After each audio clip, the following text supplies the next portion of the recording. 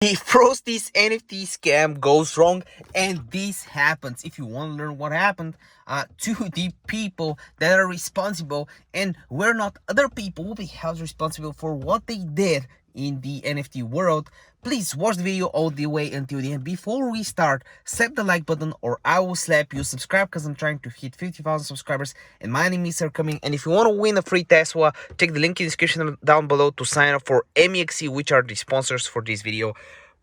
Frosty's creators arrested for 1.1 million NFT rug pull scam. How bad can it get?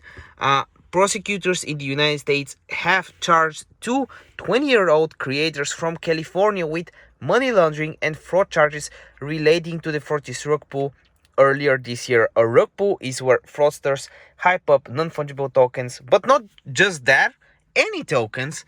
And everyone thought that by saying this video is not financial advice, they would not be held responsible, or when the creator is, because it's not regulated, crypto is not regulated, they will not be held responsible. But check this out.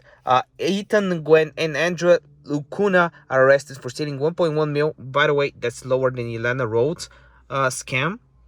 Alleged scam from the prosecutor scam. From the Frosty scam. The Frosty scam was the first NFT rug pull of 2022, starting the year off with a banger. Good job, guys. The scammer sold 8,888, just like the penguins. It was 1.3 mil. Now it went down, I guess. And they're facing a lot of penalties from what we can see. I wonder who will be the next one held accountable for what they did. Just comment down below. I really want to know. If you want me to cover another token or news, let me know in the comment section down below. This is the place where you want to be in terms of crypto news. This video is not financial advice. See you next one. Bye.